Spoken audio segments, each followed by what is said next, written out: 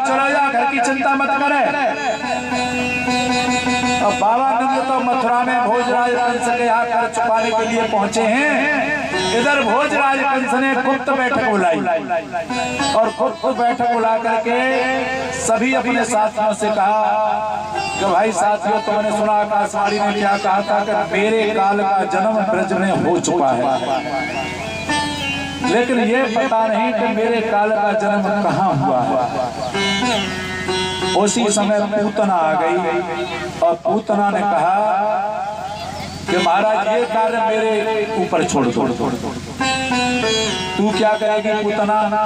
कि जितने एक महीने के अंदर जिस ब्रज में बच्चे जन्मे हैं उन सबको मैं मार डालूंगी, उन्हीं बच्चों में तुम्हारा काल भी मर जाएगा।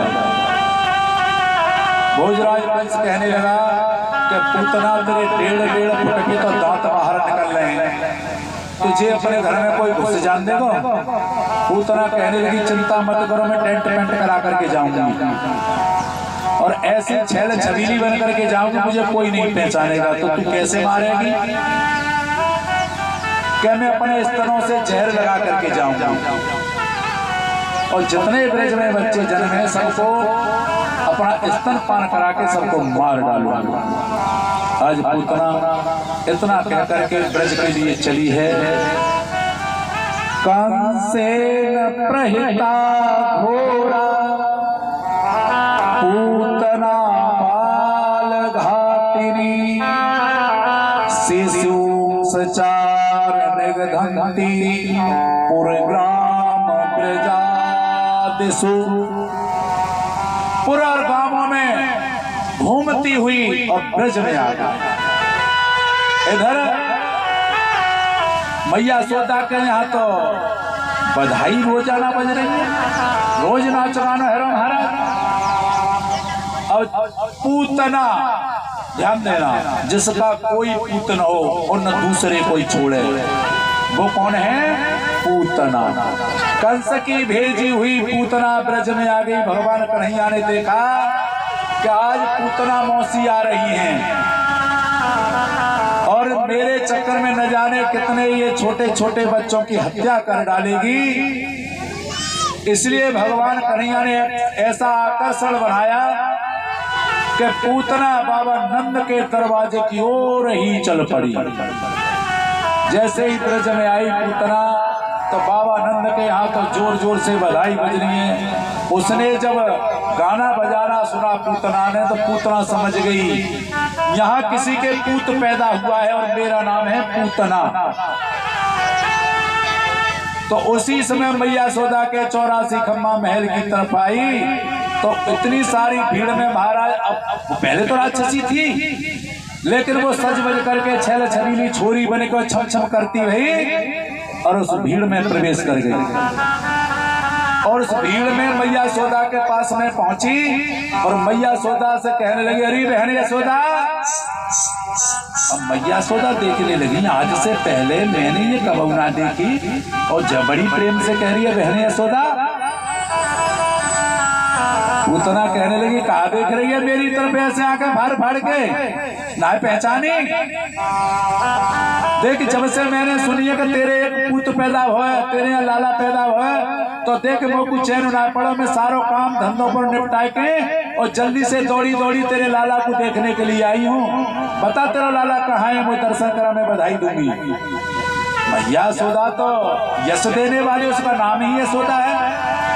मैया यशोदा सोचने लगी, हे भगवान, आज से पहले मैंने कभी देखो ना जाकर, और जितनी प्रेम से वो कह रही है कि ना पहचानी।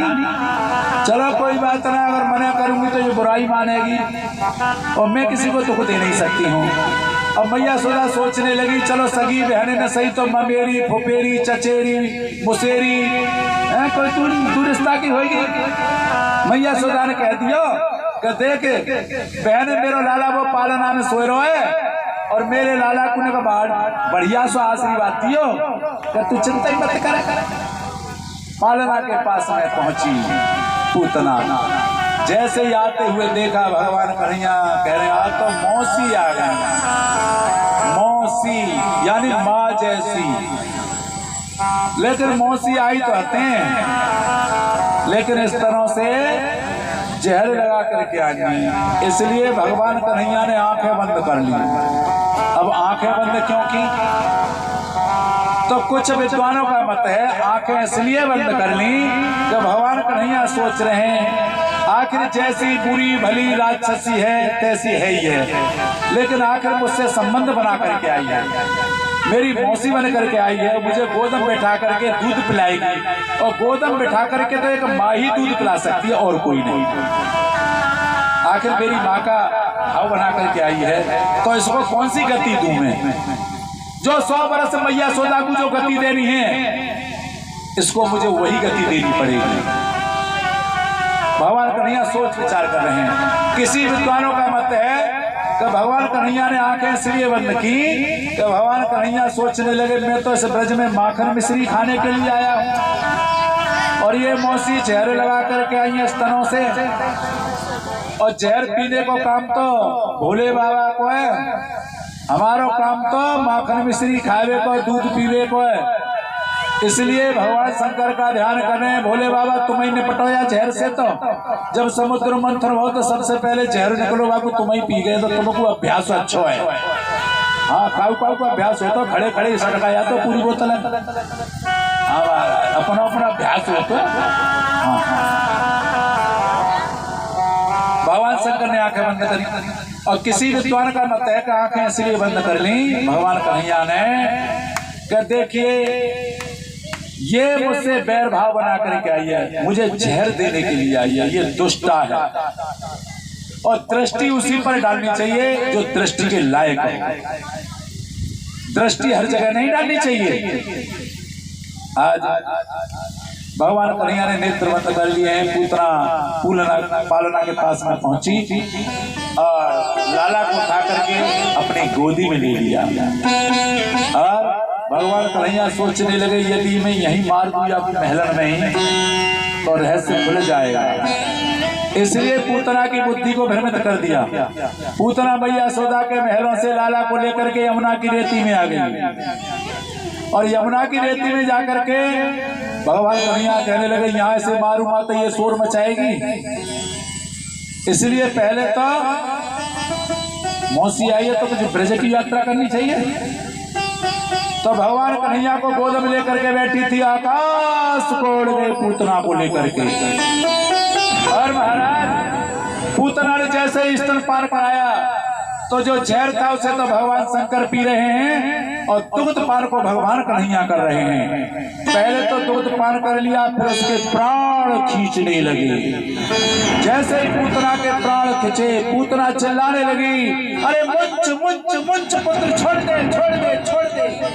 भगवान कन्हैया कहने लगे मौसी हम यही तो ना सीखे, पहले तो हम किसी को पकड़ते नहीं हैं, और पकड़ भी ली तो पकड़ भी लेते हैं तो फिर सहज छोड़ते नहीं।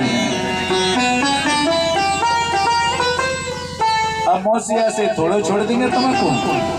अब उसके प्राण खींचने लगे हैं, वो चिल्लाने लगी मुंच मुंच मुंच मुंच पुत्र छोड़ छोड़, तब तक उसके प्राण ही हीन हो गई, और भगवान ने अपने धाम के लिए भेज दी।